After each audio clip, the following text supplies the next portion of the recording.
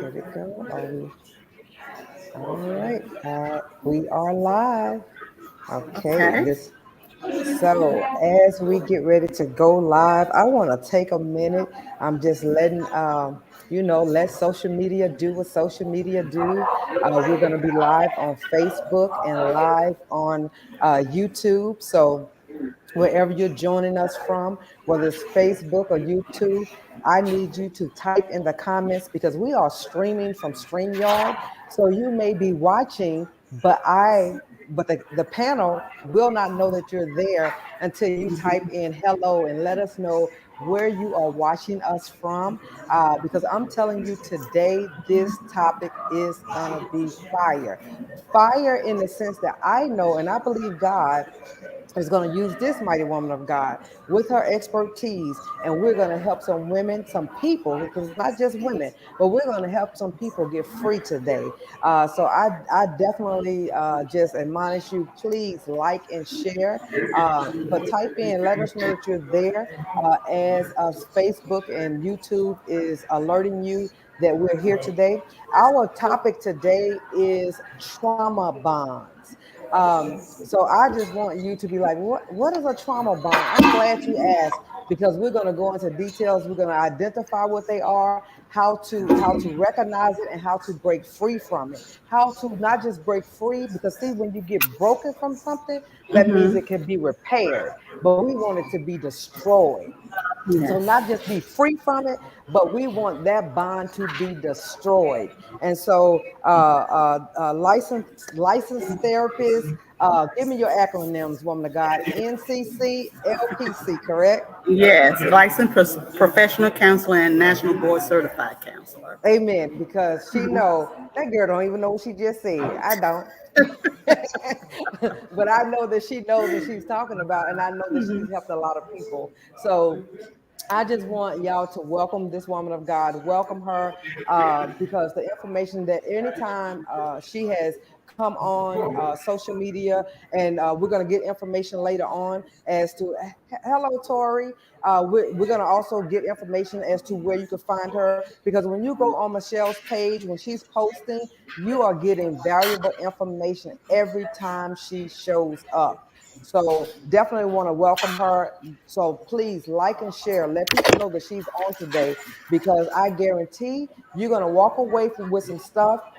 You're going to walk away with some information either to help yourself or be able to help someone else that crosses your path. So, again, if you are new to my page, this is Coffee and Conversation, and we come on we come on every first Saturday. And now that time may start to fluctuate a little bit because I have different meetings and everything. But trust, watch for us every first Saturday of the month. We will be here, and we're going to always have awesome guests. My name is Angela, and I just consider myself your hope dealer and your purpose pusher. So you are going to and you can also say, man, she's a double agent. Yes, I am. I am a kingdom agent and I am a real estate agent with one purpose in mind, to make sure that you get real estate on this side of heaven and in heaven. Because what Jesus said, we got a mansion in heaven. You better ask Yes. somebody. We don't just have and then don't just wait for your mansion in heaven. You can get one here on earth. So I'm that agent. I'm the one that can help you get both. Amen. So I Amen. so I just want to welcome y'all to the page. Please let somebody know, like and share that we're on this page. Again, we have Angela Hendricks on the page. Me, Angela, and I, we're here. We're gonna ask a few questions. We're gonna just kind of pick Michelle's mind, because this is the right place to glean from. This is the right person to glean from. So Angela is also, like I said, she's a licensed therapist, behavior therapist. Angela, tell the people a little bit about yourself. Well, good afternoon, everybody. Hi, I'm Angela Hendricks, and I am also a licensed professional counselor, and I am super, super excited about this just opportunity to share this platform with Michelle. Haven't really got an opportunity to meet her formally, but I am super excited about this topic, trauma bonds. I must say that I am not um, versed in this area as Michelle is, so I am super excited about to hear what this woman of God has to say and what she has to share. Um, our profession is absolutely blessed to have someone with this knowledge. And so, you know what? Um, Again, I'm a licensed professional counselor as well, and I do work with in the area of counseling. My specialty currently is addictions, and so I do work with some trauma, but I am not versed as you are, Michelle. So I am super excited to hear what God has shared with you, the knowledge that you have gained in this area of trauma bonds. And so, yeah, I'm ready for it. I am here for it, girl. All right, all right. So again, I am going to move out the way. I'm going to let this expert talk to us, teach us, because she always do. I mean, like I said, just don't take it lightly when she comes forward in any platform, because she is well versed, well studied, and she makes sure she's coming from a place of contribution where she's always trying to help someone get better and do better. So, Michelle, I am going to release the floor to you, and I just say, just let God use you with your God-given purpose, as well as your knowledge that you have gone forth and studied in and worked in. So, I release the floor to you. Okay. Well, thank you all. And it's a pleasure to meet you, Angela, fellow colleague. Well, two of you. We have two Angelas. Can y'all hear me loud and clear? Okay. Y'all excuse the background. We were on the road and we stopped at a hotel and seemed like we stopped at the busiest one. It was quiet before then, but all of a sudden, I guess everybody heard that I was in the lobby and wanted to come see me or whatever. So we're going to go ahead and get started because I know everyone is busy, and we hope that everyone learns something from this today. Just working with trauma, it can be daunting, but it is highly needed, especially now since COVID. And even if we were struggling before COVID, imagine uh, just layers of cake, and we're just adding icing to those layers of cakes now, and it is something that we must not take for granted because we're in the middle of well, hopefully COVID is over with, knock on wood, but we're in the middle of other things, as you can see, in war and famine and all of that. So trauma, trauma is highly needed. If you're in the field, I highly recommend that you get some form of trauma training, because if you don't, Angela, she's in the good part. We need addiction counselors also, because we just take for granted those areas of counseling. It's nice to see me.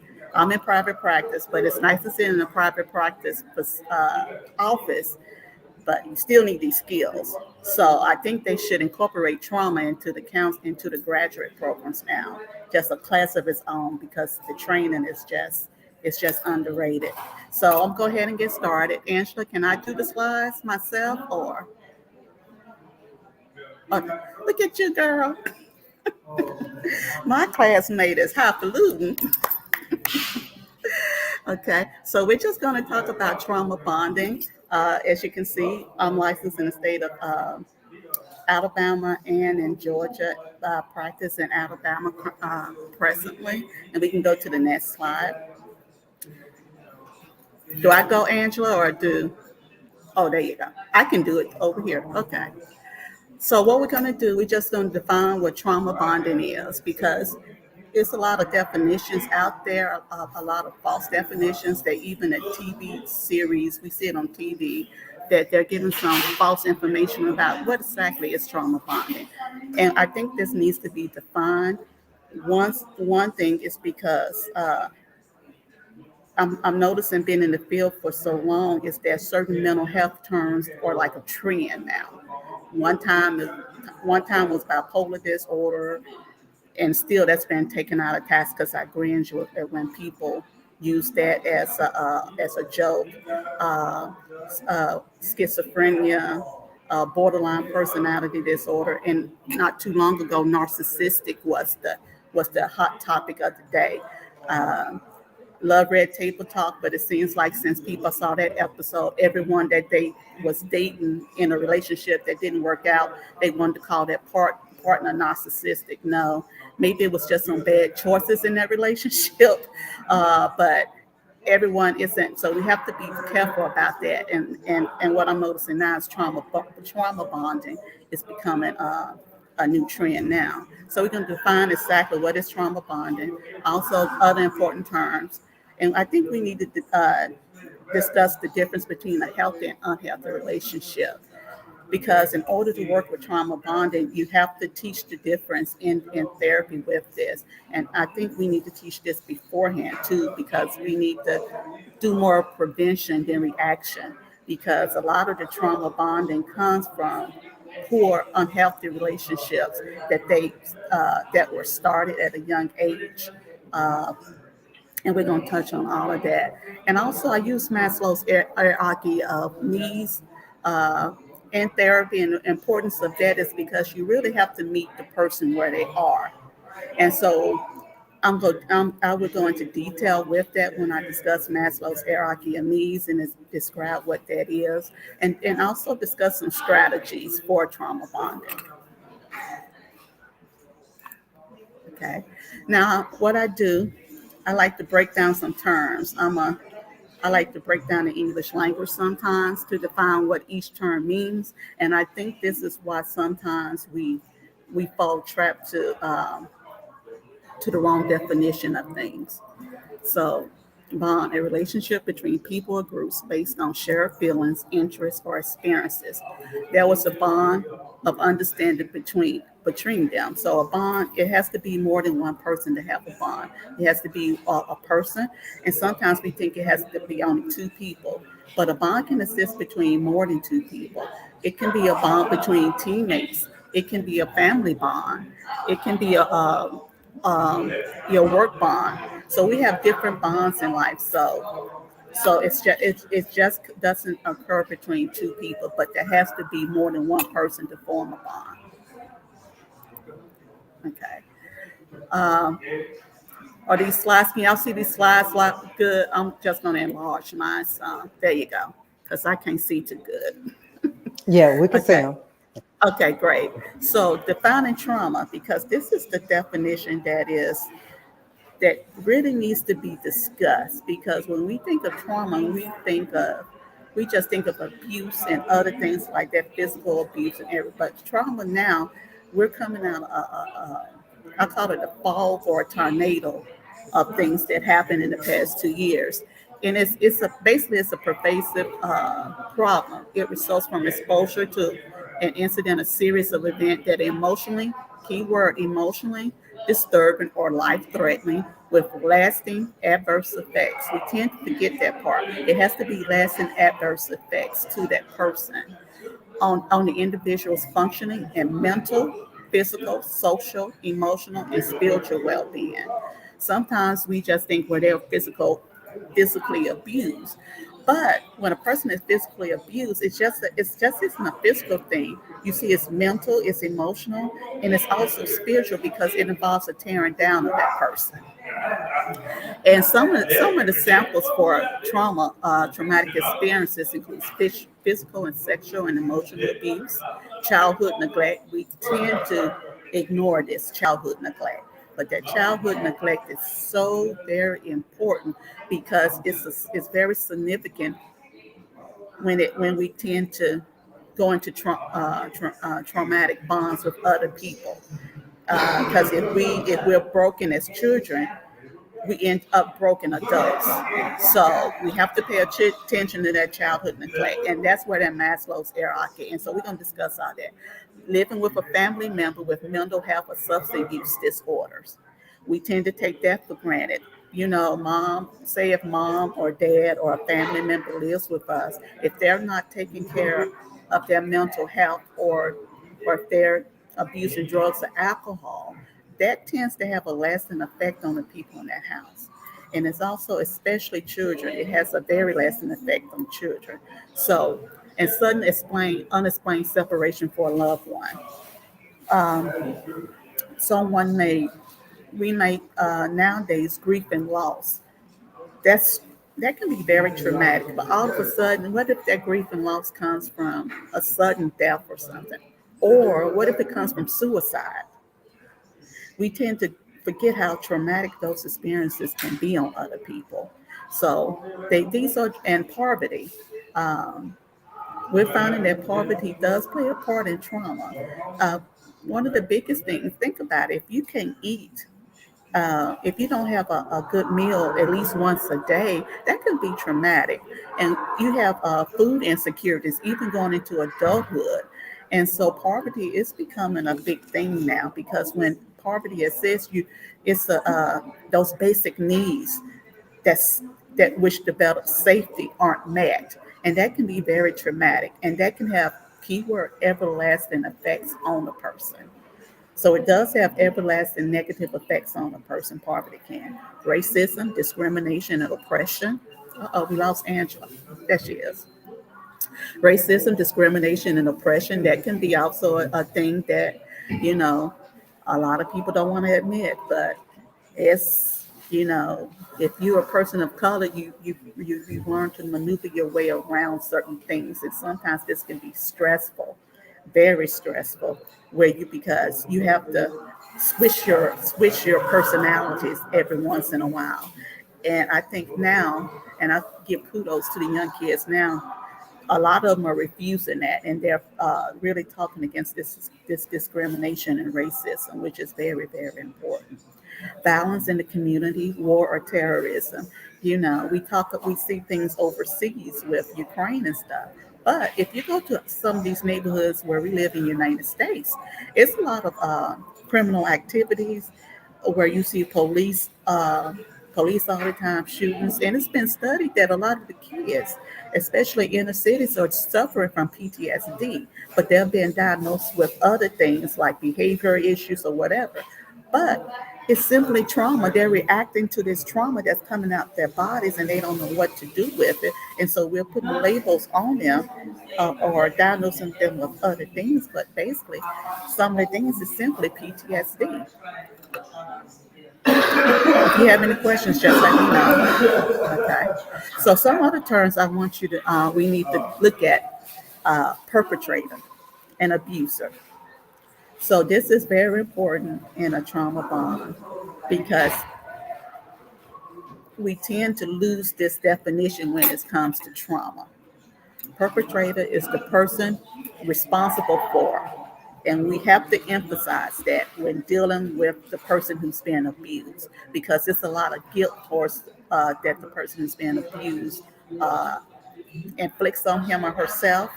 And so we have to emphasize, especially to children, this wasn't this wasn't your fault. It was the perpetrator. It was the abuser who did the act. They were responsible for this. You was the person who was perpetrated on. You was the person the crime was committed. Okay.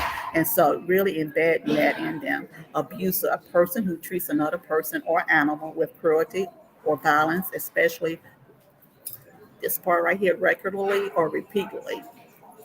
Okay. Regardless, sometimes we have a tendency to ask, well, how many times did it happen? Reality, abuse is, it can happen one time, twice.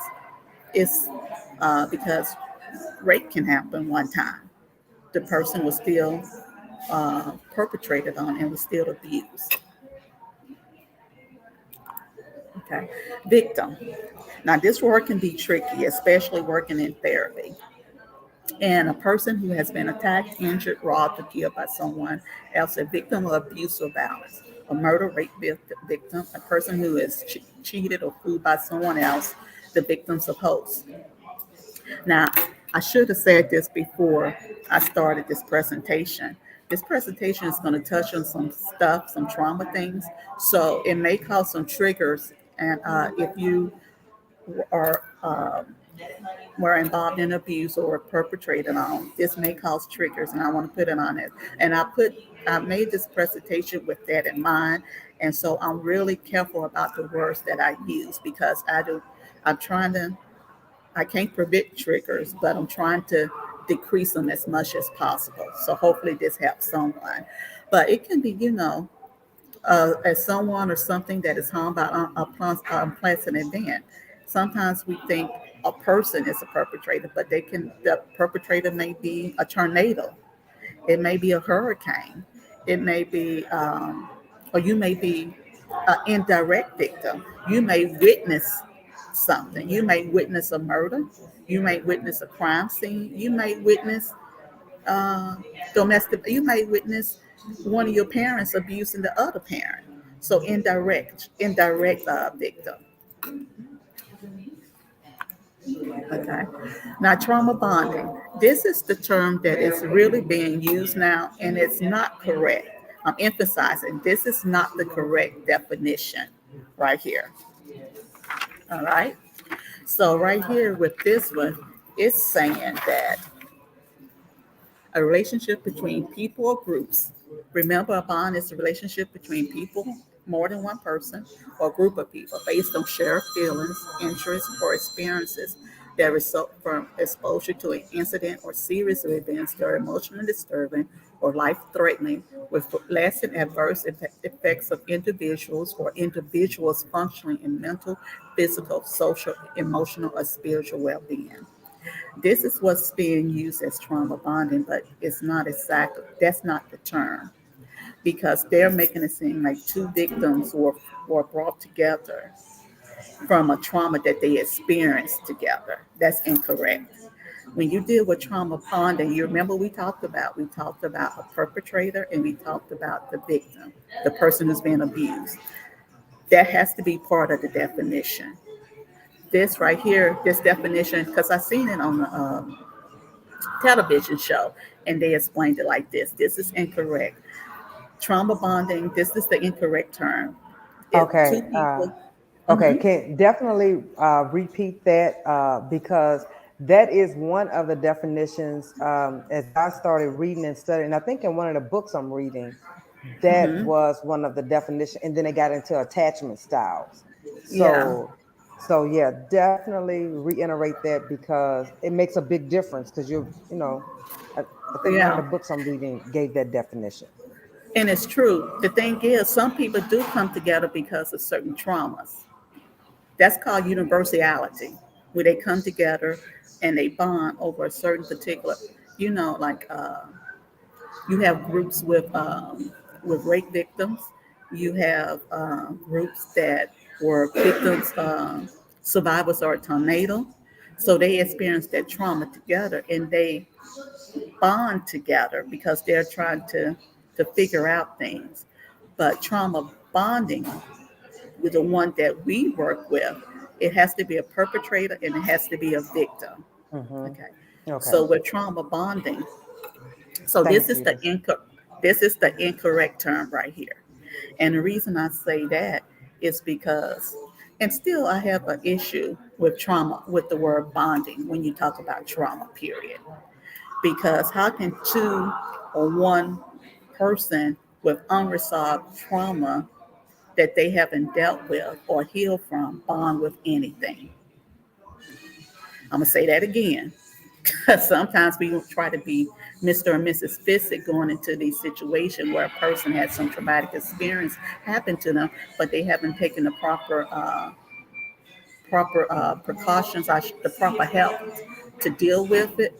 So, so what I mean by that is like when we get into bonding, it has to be a common. Let's go back to the definition of bond. I think that really needs to be emphasized. A relationship between people groups based on shared feelings, interests, or experience. There was a bond of understanding between the two. See that part, right? A bond of understanding. So how can you go into a relationship that's toxic? It's not an understanding. One person may have an understanding of one thing, and the other person may have an understanding of something else. So your understandings are two different things, which hits us into trauma bonding. This is the correct bond. Trauma bond is a psychological response to abuse. It occurs when when the abused person forms an unhealthy an unhealthy bond with the person who abuses them. Trauma bonding frequently shows up in romantic relationships. We tend to think it's just in romantic relationships, but it's not. Dynamics with it's basically power imbalances. It may be a parent child. Sex trafficking is big now, very big now that we're overlooking. Uh, Military training. I got this from a website, sort of, you know, military training is skeptical. I wanted to delete that because of so many things with it. Fraternity hazing. We can put sorority hazing in also. Kidnapping, cults, and hostage situation. And what I was saying is that when we look at bonding, the trauma bond is a psychological response to abuse. It occurs when the abused person forms an unhealthy bond. And my question, when I deal with trauma bonding, my question often to the person I'm working with is where is the bond? Remember, it was a mutual understanding, mutual. So when you go into a relationship, you have this mutual understanding that, hey, I'm expecting the utmost safety from you, security from you. It may start off like that, but somewhere along the line, that bond has been breached because it's breached because somebody breached the contract of security and safety. So trauma bonding. So this, oh, my slide messed up, y'all, but it's 5 signs of trauma bonding. Kenneth Uh huh. Brown said military cover up a lot depending on your rank. So he was Yes. kind of chiming in on what you were saying about the military. Yes. Yeah. And also, what we're finding when people were deployed, we were getting a lot of rape victims. Or I'll say we were getting victims of rape from deployment. Um, Regardless, when you're dealing with that, PTSD is embedded. And I think they're trying to do better about the military PTSD, but it's still some denial. Um, just working with military personnel and their families is really tremendous, and we need to do more about that. So so also 5 signs of trauma bonding, looking past red flags from the allure to honeymoon phase. You know, when we get into a relationship. One more, and Michelle, Uh Angela huh. had you had a statement, Angela. I do. I do. So I work with the military daily. That's our current the environment I currently work with. And so just wanted to kind of comment, question Hmm. in regards to initially when you first said that you initially were going to was going to take out the statement regarding the military. So my question was going to be your why you were going to take that out and because what did you see as far as trauma bonding within the military systems that made you put that in there initially that then made you feel that you wanted to take remove it at this point. So that was the first part of it. But then you made a statement afterwards when the young man stated his comment regarding the military. So then I kind of felt like I kind of got the answer to that. So then I was going to make a statement in that is it the abuse of power sometimes that is seen within the military systems that you're questioning regarding sometimes what that's the you see some sexual assaults and things like that, or either that, or is it maybe abuse of power that you were kind of averting to when you kind of made this statement earlier that you're questioning regarding the military? I think it's all of the above until we get more numbers, because the military there is we know that these things exist, but we need more research and we need more people to come forward with it. It's like when you're a child and you say keep what happens in the house stays in the house. Hmm. And that's basically what happens with me being former military. Don't ask, don't tell, things Hmm. like that. But I think that once we get more military personnel, more troops to come forward, because there is a shame or a stigma to that. So it's highly needed. We just need more research and more numbers on that. And I think the Department of Defense, uh, they're investigating it, but that's like telling me to go in, say if I'm a parent and abuse is happening in my house. Hmm. So you want me as a parent to go into my house and investigate. I'm Okay. let that stick with you. So you want me as a parent to go into my house and investigate to see if abuse is going on. What do you all think that I'm going to say? No. So we need more outside entities to investigate, to go into the military and do this research themselves. And that's like as any, as, and I think that's like with any organization. I mean, that's like any organization. You're saying if you're saying, okay, let's do an internal investigation regarding what this, you know, Yes, when there's an internal investigation that occurs, you know, okay, how much credence do we place on the information that we're receiving based on that? So I do understand what you're saying. yes. And so I think more we get more outside information and Hmm. resources and those numbers, and if we get more numbers from the VA, that can really help us go in and do the work that needs to be done Yes, as afterwards. therapists. Hmm. Yes. Yes, But I thank you. understand That's a that. good question, Angela. Yeah, I like this. So, so five signs lacking, like looking past red flags that lure the honeymoon. You know, when we get into a relationship, we get those gushy feelings. We all in love. We see the flowers and the butterflies. But also, when you see some butterflies, so butterflies with some broken wings may fly past. You'd be like, oh, that butterfly has a broken wing. We just gonna keep on going anyway. Or you may hear a siren, or that sixth sense telling you, oh, that doesn't make sense. But we ignore those things because we're so into this gushy feeling that we're ignoring these red flags because signs occur before we get deep into a relationship. Some people may deny this, but they do occur. And one thing I know when working with abused people, once we get into their stories and stuff, they say, well, the signs weren't there. But when we start talking about it, they was like, oh, I guess that was a sign. It's like, yeah. So there are signs there. But sometimes we don't, and I will say this too. Sometimes the abused person don't know what a sign is. So we have to teach That them right what a there. sign is. Sometimes we take for granted that the person being abused know these signs, and that's not true. And that stems from them being consistently in unhealthy environments and relationships. Unhealthy to them is the typical normal. So I'm gonna talk about that's where Maslow's come in again. So you feel drained and avoid open communication. What you mean by that is like, I'm just not even gonna say anything because I don't even cause any conflicts. I'm just gonna keep my mouth shut because he or she is gonna blow at any time. So the best thing to do is just, in order for me not to deal with it, I'm just gonna leave this alone. And I want to emphasize this part too. I keep saying him and she, or he or she. Sometimes we have in our mind that the perpetrator is always a male. We have to put in our minds that perpetrator are females also. I'm gonna say that again to stick. Perpetrators are females also.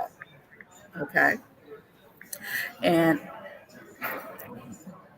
so to avoid open communication, okay, the toxic relationship is filled with crazy making behavior because your reality and truth are usually reinterpreted to frame their actions as acceptable. Feel like yourself and keep secrets. So when you're in a toxic relationship, you can't really be yourself. I don't care what anybody say. You can't be yourself in a toxic relationship because you're constantly trying to be something you're not because you're walking on eggshells. So you have to be in this role 24/7 around this person. So you stay in this role. It's like you're playing in a movie. So you have to stay in this casting role to avoid conflict. And that's where the emotional and mental. And to a point, you stay in that role so much for years that you actually lose track of who you are as a person.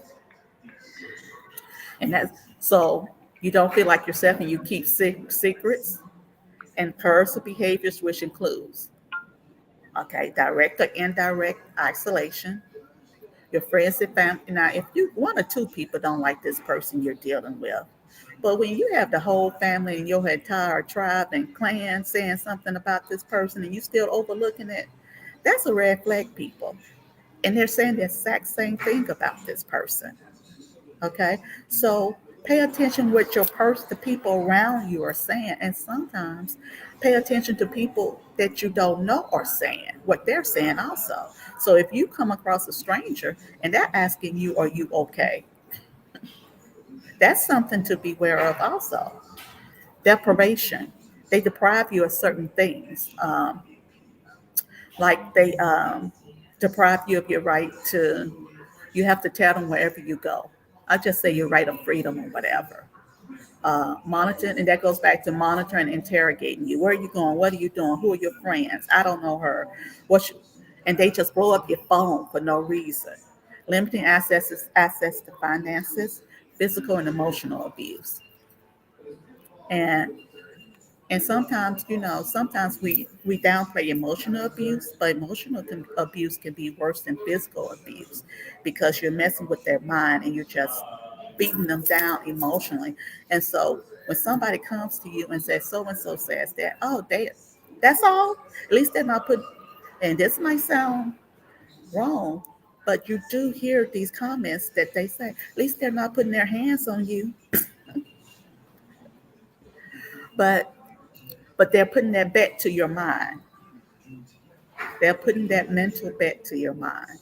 Because trauma, any form of trauma, when I do training, think of trauma as someone taking a baseball bat and just whacking you upside the head with that baseball bat. That's what trauma is. Because it does has research has shown that trauma does have an effect on your brain. So just because someone isn't putting their hands on you, they are putting their words on you. And words, and they're putting seeds, they're planting roots into you and planting seeds into you. And then also defending your partner's bad behavior, you're downplaying what they do. We get this, well, they didn't mean to. Maybe I shouldn't have said that. They just got off work and I should have waited till he or she got off work before I said anything. And I know they had a bad day. So we're making excuses for them. And persistent loyalty in the face of danger. You stay loyal to your violating partner despite feelings of emotional pain and distress. And this is very important. And some people say, well, why don't they just leave? Can a 5-year-old child leave a house? Can a person who's been sex trafficking just leave that relationship? And even deeper, can a person who's in domestic violence, can they just up and leave? Safety comes first. So when we tell a person to pack your bags and leave, we have to look at the whole spectrum of things because that's not as easy. That's easier said than done. And so we really have to be careful in the advice we give people or how we try to handle people in these situations because the strategy has to take place. Now, these are some signs of abusive relationship: control, hostility, being dishonest, um, disrespect. They make the person feel like they can't depend on anyone or but he or her. Intimidation is one. Physical balance and sexual balance. Um, I think dishonesty is very. I think I want to touch on some of these. Dishonesty is one I really want to touch on because sometimes we tend to downplay dishonesty. One dating partner lies to keep information from the other. One dating partner steals from the other one. So you get into things of abusive relationship, and when people started getting into being so dishonest in the relationship, this is traumatic to the other person. Because what reason does the other person have to be so dishonest about? If you're open and you're honest, you don't have to hide anything. So when a person is dishonest, they're hiding something, and they're trying to keep you from finding out something, and they're trying to keep others from finding out about them and what's going on in the relationship. So information is so important in relationships and everything. Does I think my thing just went off. Can y'all hear me? Can you hear me? Okay. Anyone have any questions about these? They're kind of small. Can you all see those? Because I want to touch and see if Yes. anyone has any question about control. Yes, Hostility. we can see you. And one of the One things I just want to say when is invite because or antagonize the other one, yeah, the other date partner. yeah, Just because pick a fight out of off of any little thing. yeah, you can Okay. hear me. Dishonesty, Can you hear me? disrespect, Yeah, dependence, intimidation, physical violence, and sexual abuse. Any questions about those before I move on? you good. You muted, Angela. Okay. And I just added these to this sometimes. Other unhealthy Now relationship you characteristics. now you muted, Angela. Neglect. Michelle. I put neglect in there because we can neglect a relationship. And I put neglect in there, especially, when we're dealing with kids, because trauma bonding does happen with kids and parents. So if we're neglecting our children, that's very important. They're not getting those basic needs, they're not getting love, security, or any of that. Sometimes we take for granted infidelity, you know. Now, infidelity, some that does happen sometimes in relationships, and people tend to work that out. But if it's a consistent infidelity and a blatant infidelity, that is unhealthy. It's disrespectful. It's dishonest, and that can lead to what? Because all of that stuff was abusive. So if it's a consistent thing and it just continues with blatancy, dishonesty, because in order to be unfaithful, you have to be dishonest. Uh, you have to be disrespectful, um, and all of those things. Gaslighting. That's because gaslighting is a big thing, because we gaslight a lot in abusive relationship. It happens when an abuser tries to control the victim by twisting their sense of reality. An example of gaslighting would be a partner doing something abusive and then denied it happened. Uh, it may be like someone told the abuser, "You," and this happened. This does happen. The person who's being abused may say, "You called me this the other day out of my name." No, I didn't. There you go again, making up stuff that didn't happen. Nobody else heard anything. Are you sure you heard that? This is what I'm talking about. You need mental health, because you always confusing fantasy with reality. And that's why you're making this stuff up now, because none of that stuff happened. And it actually leaves the abused person thinking, well, did it happen? Or, maybe it didn't happen that way or something like that. Disrespecting boundaries. Like when you tell someone, I want to, I'm going to see my family. I need to go by myself. The next thing you know, they're showing up at the house, or they're showing up at the party, or whatever. They're disrespecting your boundaries. Or say if you tell someone, I need time away from you. We need to take a break. Next thing they know, they're blowing up your phone. They're always around you, calling you. They're actually showing up at your house. And like the kids say, stalker mentality or whatever. So these things. And also a lack of trust. If you constantly have to go through someone's cell phone, if you find yourself trailing someone to find out where they're going, if you're trying uh, to talk to other people about this person's behavior, that's not a healthy relationship, because there's no trust there. If you're doing all of that, those are significant red flags that it's a lack of trust. And if it's that much lack of trust, you need to look at the person, or maybe look at yourself, because where's this lack of trust coming from? So let's talk about Maslow's hierarchy of needs, because sometimes we talked about the abusive relationship and we talked about the perpetrator. And I think a lot of emphasis goes on that because we need to know the red flags and everything. But also, I think I take a spin on my therapy approach because I want to, yes, we have to know the signs and everything. And usually when they're in therapy, they're figuring out the signs and they're trying to figure out how to end the relationship. So my thing is developing strategies and also preventing people from getting into these type of relationships and trying to figure out, okay, we can tell them to leave, but what would prevent them from getting into another relationship like this? That's the key. So we have to reteach and rebuild so they won't get into another relationship like this. So, okay. Uh-oh. Had a video. How do you?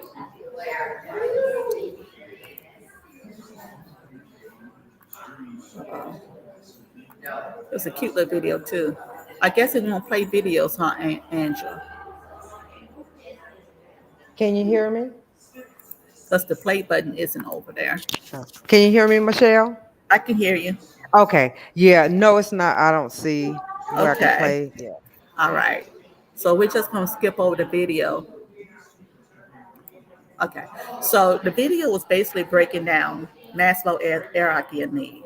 Maslow was he was in the psychology field, and so basically I did some research, and basically he did this for the business model, for a business model, or whatever.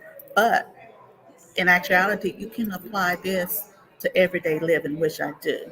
And basically, when working with trauma, we have to meet the person where they are and not where we want them to be. I'm gonna say that part again. We meet them where they are and not where we want them to be. Because that's a big part of when we sort of mess up the therapy session or mess with the person because we try to get them up here when they're trying to meet the basic fundamentals up down here. So when we're talking about, it's like we're sitting up here talking about self-esteem to someone who's being abused, but we have to take into some consideration. If we tell them to leave, their physiological needs aren't going to be met. They're not going to have shelter. They're not going to have food. They're not going to have a place to live. So while we can't sit up there and talk about self-esteem, we first have to ask these questions. Are your basic needs being met first? Another key thing, the person who's providing the basic need may be the abuser. So how are we going to tell the person to leave the person who's feeding them and sheltering them? How are we going to tell a person who's been sex trafficking to leave that like that? Safety also. It was just the second part of that. So the basic need part is so very important when dealing with people of abuse. Okay, so so and hit and the thing is, we want to talk about, well, you need to build up your self-esteem, and that's good once we get to that part, once we get them to that level. But we got to work on that basic needs first. So when we tell them, okay, you need to get out as soon as possible, they're looking at us like, where do we go? So you just can't tell someone to get out. You can't tell a 12-year-old child to leave mom and daddy's house. It has to be some needs. And sometimes we have to do what we don't want to. We have to call children's services. And children's services, they're not this big bad monster that sometimes we think they are. Sometimes uh, we might not want to hear this, but sometimes taking a child out of that home is damaging, but it's it's more damaging leaving that child in that house. I'm gonna say that again because people think children's service, and that's why so many people don't call them. But if you see a child being abused mentally, physically, sexually, and if you know of this, report it. Because we have this bad image of children's services, but working in the system and working in family preservation units, going to working with some of these kids where they finally had a sense of security in someone else's home to be plucked out and returned back to mama and daddy's home, which we want. Don't get me wrong, we want that. But we want mama and daddy to be stable. We don't want them to be stable by just passing these courses and doing this for a day or for a month and so the children can come in there. We don't want this to be consistent because the children have a taste of what security is. So I'm going to say that again. We have to make sure those basic needs are met first because that's very important. Angela, you got a question? Or Michelle, I Yeah, think Angela got a question. and I was just Like, gonna say, wait, I think my thing's disconnected. Can you hear me? yes, can you hear us? Let me turn up my thing here. I, I can hear you now. I was just gonna comment, Michelle, on what you were saying about calling social services or Department of Child Services. I was just going to say, it's a difficult thing to do, and when you are weighing that the child's safety versus calling, leaving them in that home or calling child services. And you have to, but knowing that the goal with Department of Children's Services is reunification.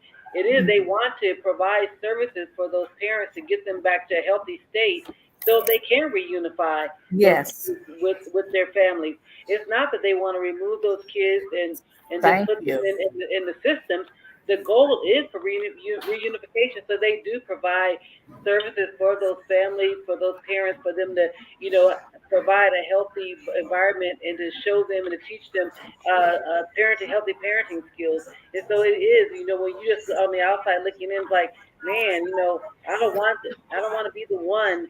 I don't want to be the one. But no, someone has to be the one.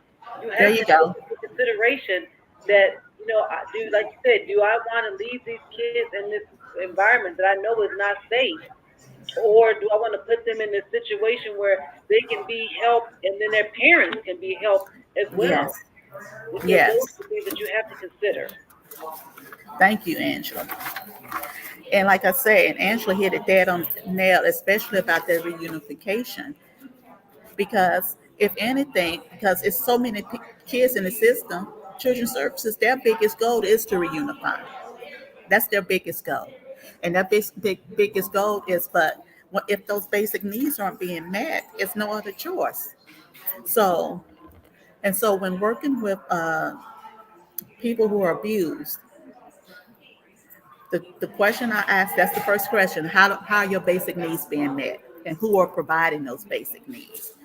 That's the main thing, okay? If the basic needs are being met, great. If they're providing their own base, if they have contributed to their basic needs, we have a game plan somewhat. But if the abuser is the primary provider, we have to establish another game plan.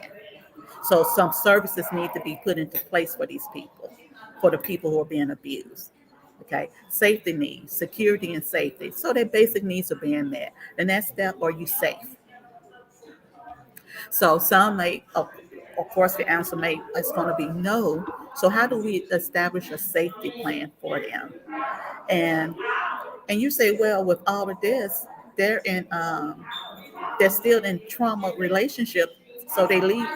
So I'm gonna say this part. Some people end up in other traumatic relationships because they're leaving other traumatic relationships.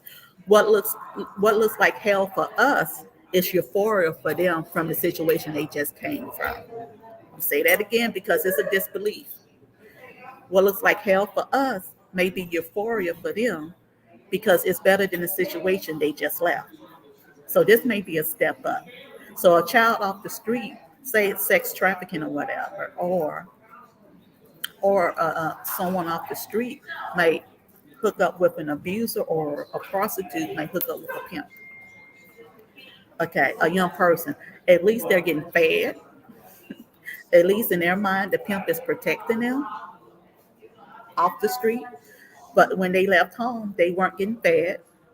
They was basically probably keeping so and so. They was being abused sexually, emotionally, mentally, and at least he hits me every once in a while. but it's nothing compared to where I left home, or even domestic violence.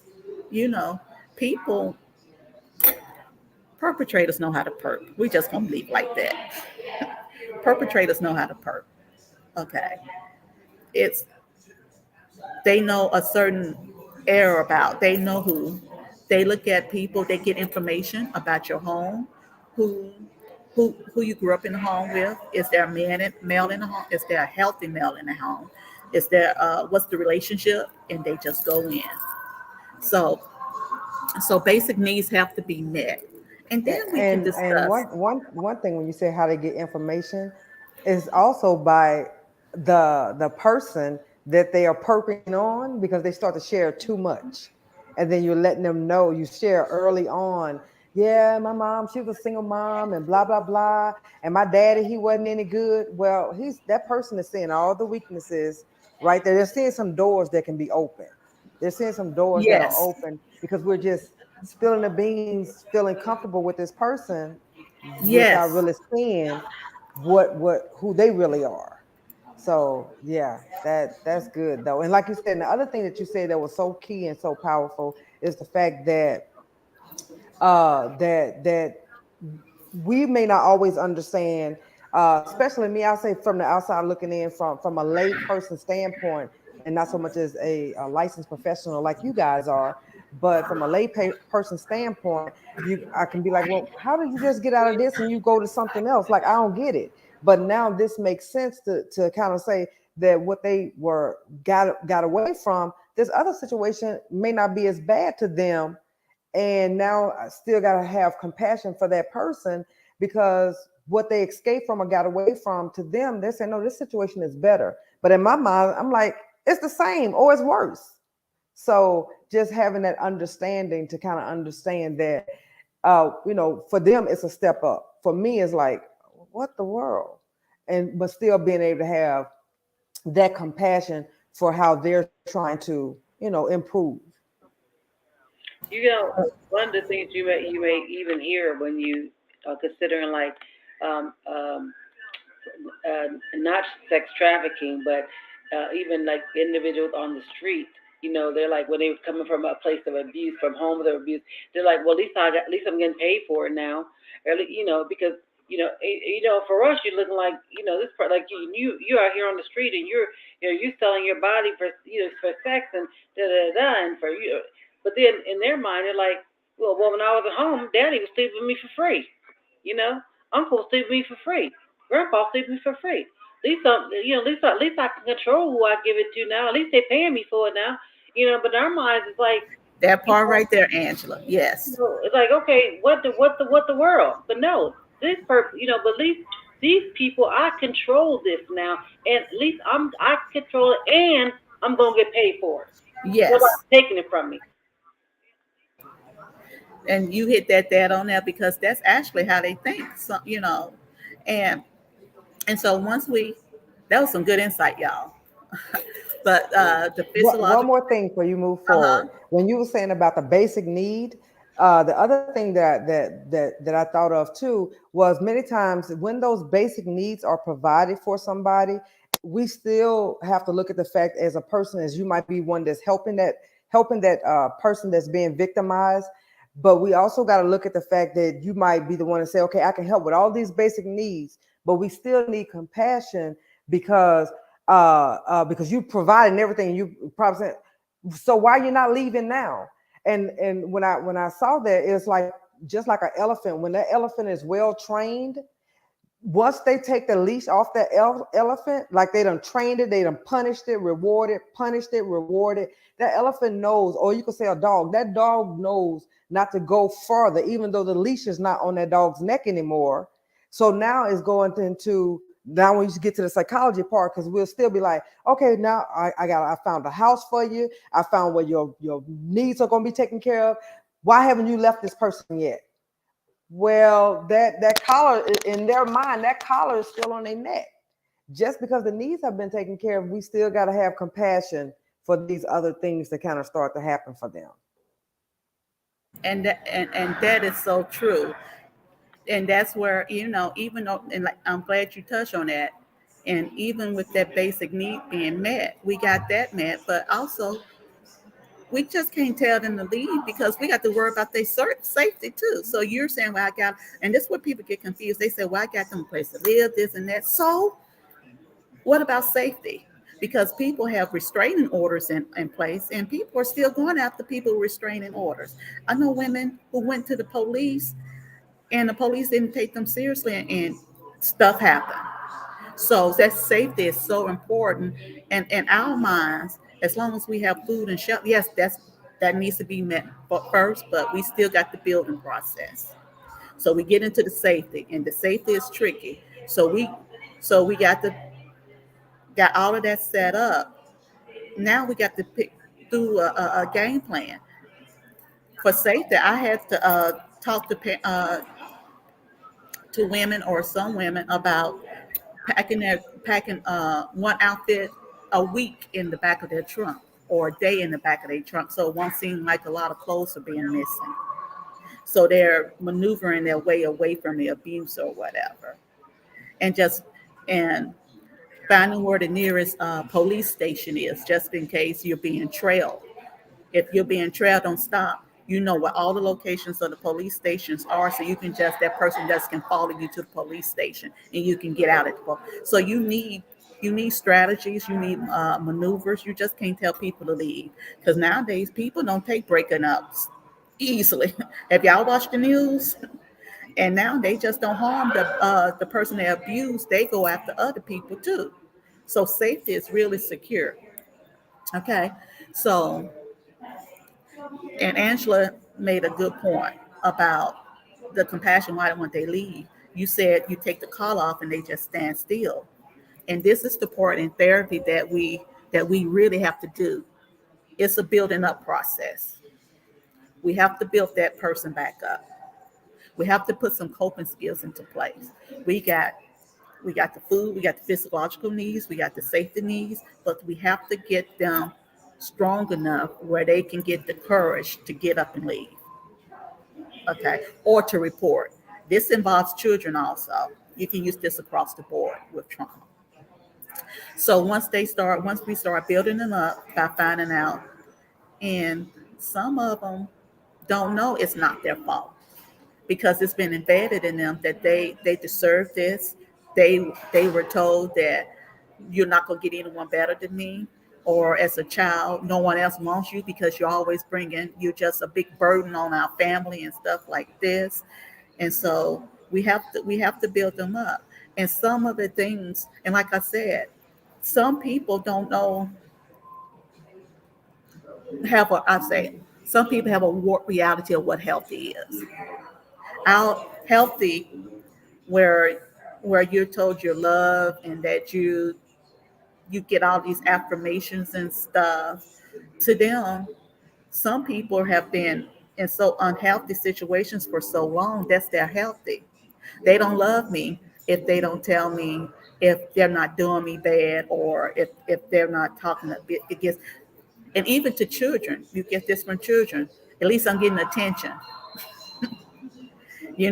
No matter if I'm getting cussing out or I'm getting hit, that's the only time mom and daddy sees me. So that I have to do that just to get their attention. So just building them up the belonging and the love needs. So we can start working on that trauma, because I found out working with trauma, if you open them up too fast, you lose them. You have to build them up to get their story. Usually when working with people who've experienced trauma, they'll sit down on your couch during the intake and just tell you the story like it was a script. I don't interrupt. I get the story. Okay, I know what we're dealing with. But in order to get the story attached to their feelings, I have to make sure they have the proper coping skills to deal with that story. So I can't open them up without proper coping skills. So I can't open up a person dealing with abuse or dealing with trauma without proper coping skills. That's like setting somebody outside in Mississippi in the middle of the summer without mosquito spray. They're gonna get bites all over and they don't know what to do. So they just sit there, or they sit there or they run in the house. But the point is, when they get in the house, they still don't know what to deal with the mosquito bites. They're just in pain and itching. Then when all of that up, and I want to emphasize this. Sometimes in our fantasy worlds, when we're doing great in our worlds over here, we think one time they should, when they leave, that's going to be it. No, we have to understand. Sometimes it takes people three, four, five times to leave and finally not go back because they try to leave and they have a hard time adjusting in their system over here because at least they had a system over here. It might have been a system of abuse, but they had a system. Okay. So it may take, and Angela can vouch for me. It's like with an addict, it may take them more than once to quit their addiction. You know what I'm saying? And so it's going to take them more than once to leave. So, and by that time, unfortunately, most of their inner circles, it has been fed up and just leave them alone. And Okay. just like, and you know what, you're absolutely right, Michelle. Just like addiction, and even like that, when people are in abusive relationships and things like that, it's the same mentality. It's kind of like I tell my patients, you know, you may be at a point where you are ready to change. You are maybe at a point where you may be ready to do something different. But these people in your lives have heard this story over There and you over and over again, and they're not so quick to believe it this time. So you have to show them something different. Yeah, you may be ready to change now. You may be ready to walk differently now. But until they see something different this time, they're not their buy-in is not going to be the same because they bought in before and they didn't see anything different. There you go. And that's how it is with people who are being abused. They left three, four times, and basically everybody then threw their hands up. So they got to figure out where to go now.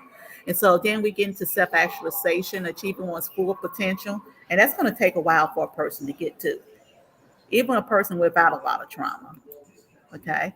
So develop a strategy. We put that into place. Safety and priority. Safety is priority.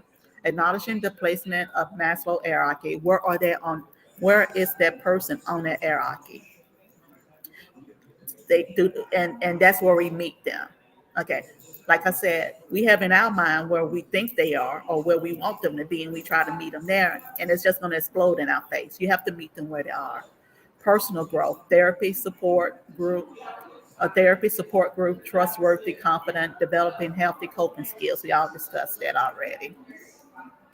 Like I said, if you have any questions, just let me know. Now, this is the part right here that that we need to discuss: a healthy relationship. Sometimes we get so caught up, even in the mental health field, about what is an unhealthy relationship. And we taught them what an unhealthy relationship. We teach our kids what an unhealthy relationship is, but we fail to discuss what in the world is a healthy relationship. We need So prevention needs to take place, and believe it, prevention can occur if this is taught. It has to be mutual respect. Respect means that each person values the other one.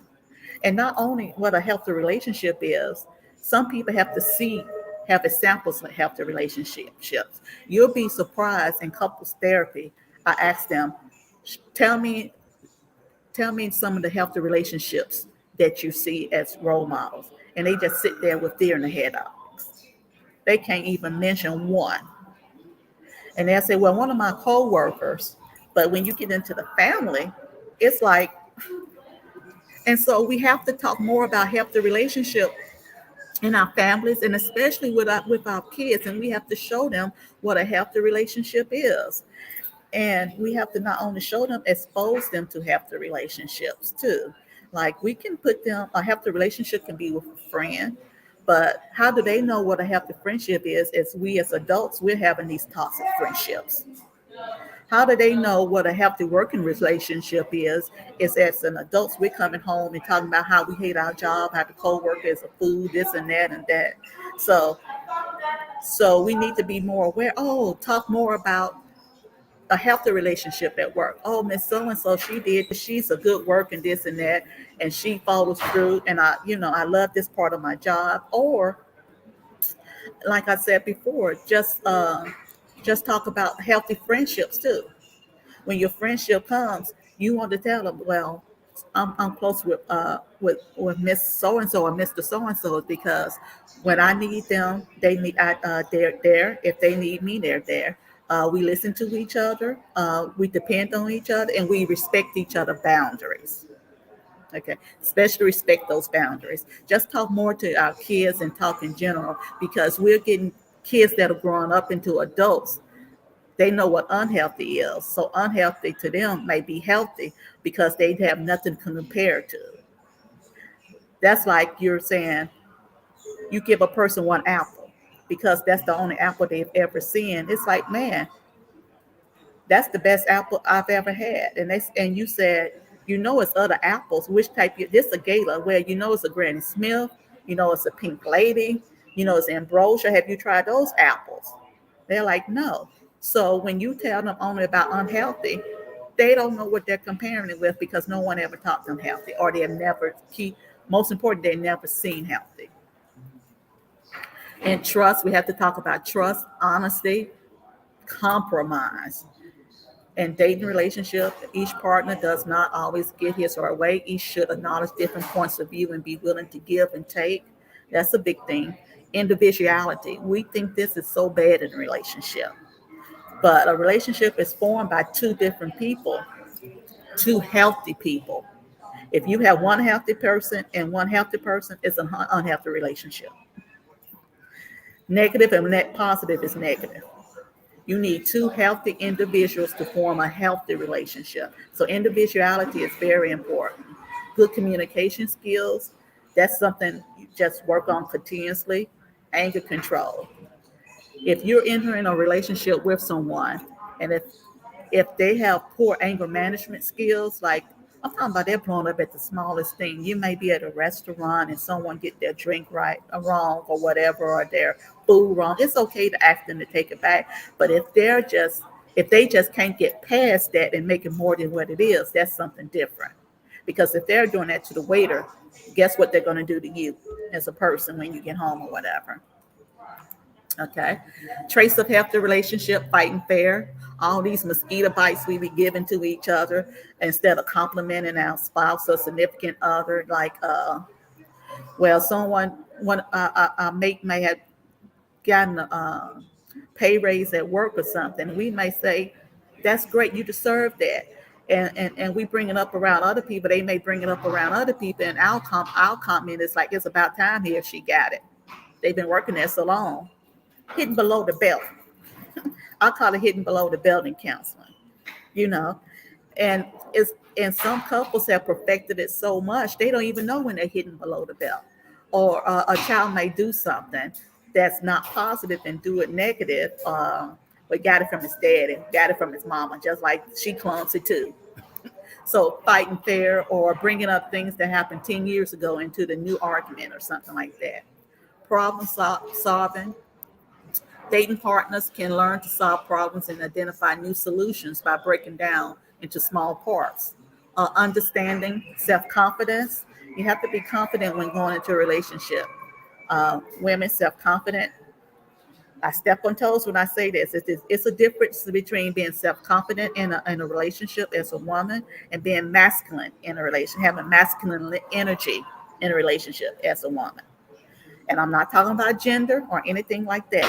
I'm I'm gonna bring talking you back for that one. I'm gonna bring you back for that one because you did a good breakdown on that one, on the masculine, on the female, the between being masculine and the female and being about strong. So it's yes, energy. It's a yes, difference. yes. You can be confident, but to the point you don't your masculine energy is just overtaking the marriage or the relationship where you want to be the lead. And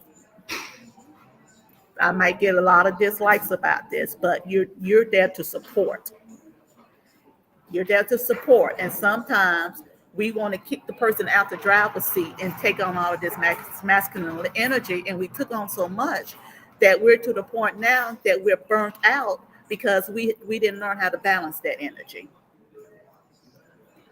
Being a role model and having a healthy sexual relationship. We have to talk about sex with our kids because a lot of them don't know about sex. No, they don't know about contraceptives. They don't know what's healthy and what's unhealthy. They don't know about good touch or bad touch. And hence, that's where we get into trauma bonding with the kids. Because if we don't teach them, the perpetrator will. And they'll have in their minds that you don't tell anyone because you wanted this, because they were never taught about that good touch, bad touch, and it's more the adult's role is to protect the child and not to perpetrate on the child or to abuse the child. So that's very important information right there. Five qualities of strong parent-child relationship: safety. That's why so many are leaving, because they don't feel safe at the home.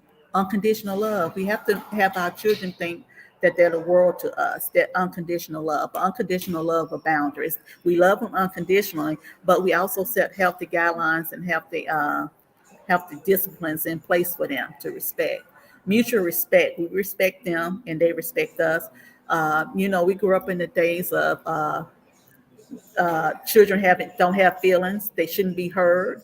Uh, you don't say anything when other people are around. You just suck that up, and that's toxic, because now we got adults that just can't communicate because they was taught to be quiet, or nobody cares about their feelings, and we accept them for who they are.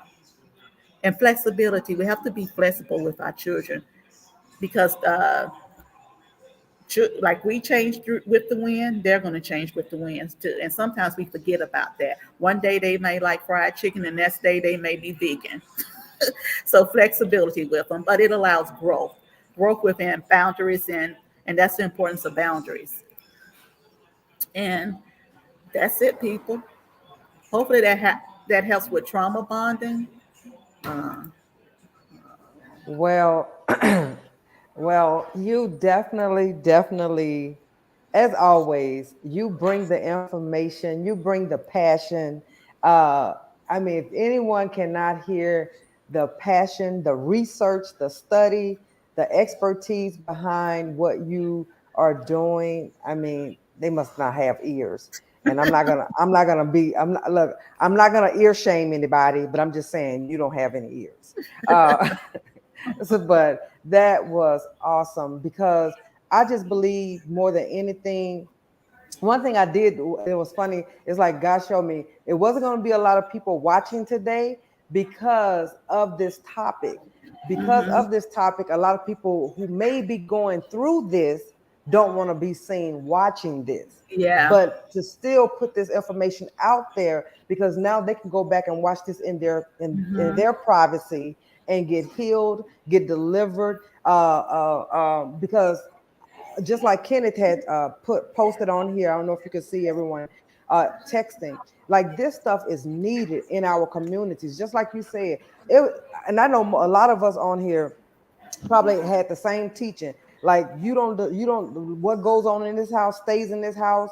We are bound with a whole bunch of family secrets. A lot of things that we that you hear whispers, but you really don't know because we've just been conditioned to be that way. What the other labels of being the black sheep of the family. We will Yes. literally say somebody is the black sheep of the family. Unless all of us are sheeps, we should not be Yep. labeling somebody else the black sheep of the family. So it's like Yes. these things spill over into our as whatever we've gone through as children, it spills over many times into those adult relationships, and then we attach ourselves and get caught up in these because it really is our normal.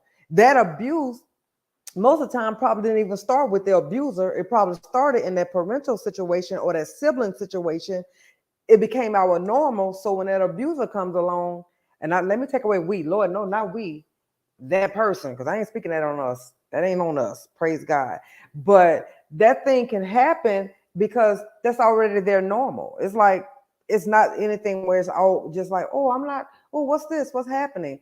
Because you get familiar with certain things and it just spills over into your adult life. And so once something becomes your normal, to other people it's like, oh my God. Just like you could come, if you've ever seen that house, that thing called Wife Swap, that crazy show that used to come on, and then they'll go into another person's house and everything is just normal to that person where they live, but then you go into somebody else's house and it's like, how in the world do they live like this? And that's how it is with us. We see people in abuse in these type of relationships, we're like, how in the world? But that's what they're used to it. And so now however God, like you said, going through these things with compassion, going through these steps, walking them through these steps with compassion, then we can help them to see what you've known is not all there is to know. But if all you know, you don't see anything else. Just like that one apple. Because it's funny you use that analogy, but it really wasn't until I became an adult that I knew it was more than red delicious apples, because that's all I knew was red delicious. I know, me too. And I went to, I think I was in New York or somewhere. I finally, I'm like, go to the grocery store and they got all these different brands. I'm like, what the world? How many apples do you need? So it was funny that you used that analogy, because that's how my world was just blown when I went to New York. But I mean, excellent, excellent, excellent, Michelle. As always, just awesome. Angela, you want to share? Oh, just as you said, I really don't have much to share other than the fact that excellent, excellent. Definitely kept my attention, kept me enthralled, kept my, heightened my, even more so wanting to delve into, the area of trauma bond and what that looks like. Actually helped me. I felt good about the fact that I had more knowledge than I realized. Once you started talking about, well, okay, I kind of knew that. Okay, well, I had that understanding. If So you I'm work just, in addiction, yeah, you're doing trauma. yeah, so I'm kind of, versed more so than I realized, but definitely, sparks that desire even more so to, kind of get into that. But definitely was absolutely wonderful. I definitely appreciate, your knowledge, your, respect your time, and, grateful for the time that you shared this information with us. Again, people don't realize that, people, you know, people pay lots and lots of money to get this information, and God provided this platform and this time for you to share it. You know, for an opportunity, for them to take a look, to gain some introspect and say, hey, this is something that I've been dealing with. This is something I went through, and and I can get free, and this is how I can, you know, and I would definitely be remiss anytime we on this platform, and I always make sure that I share information regarding anybody that's needing therapy. Please, if you need therapy, if you this hits you and you feel like you want to speak to someone, please, there's therapists in your local areas. You can always, Google. There's a new information that you can Google therapy online. You can I forgot it's a text number nowadays, and I'm going to look it up and make sure we put it in the. I have it in my at work, but I'm going to look it up and make sure we put it in the comments. But also, if you ever have thoughts of harming yourself, please, or just need someone to talk to, you can dial 1-800-273 talk. That's a suicide hotline. I never ever want to be on this platform and not provide that information. If you need someone to talk to, if you feel like you're in that situation, I love Jesus. I know He is my Savior, and I know that He can do anything but fail. I know He can be there for you, and He can be there for me. But I also know that God provides therapists with this knowledge, just like He did today. And if you need someone to talk to, He's given therapists, counselors, psychologists, knowledge and understanding to help you in your situation. Amen. Yeah. And I have to go, but before I go, I'm glad Angela gave that information. I also called the the hotline, the crisis hotline. Also, I don't have it with me. Suicide prevention hotline, the crisis. I think it's a domestic violence hotline also too, and I think sex trafficking has established a hotline also. And I will try to find those numbers and put it in the link. But yeah, those are very important information, especially now with suicide on the rise, especially in our community. Okay, Thanks, and Ange. definitely. I know you got to get out of here, but I want to also send me your contact information. Like if somebody needed to just ask a few questions, get so because you may be able to direct them to the right place, and also just send me the information and I'll get it. I'll put it in there for you guys. Thank you. Thank you Thank you so for much, having me, Michelle. Angela. Thank you. Nice Definitely. meeting Good you. meeting Angela Hendricks. It's both Angelas. I know, right? Nice All meeting right, you. sis. Thank All you. right. All You have a righty. good one now. You too. Bye bye. Bye. Well, needless to say, that was awesome, Angela to Angela. That was awesome to have Michelle on there today. I'm so grateful for her coming on. Thank you, everyone, for joining in.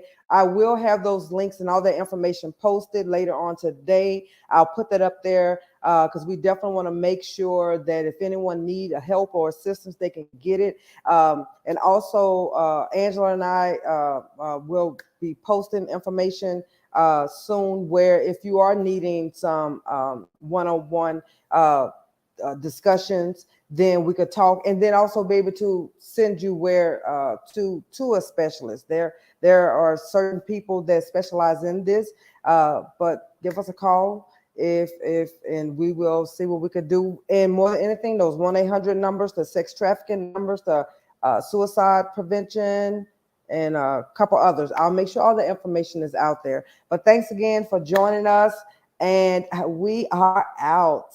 See y'all next month, first Saturday.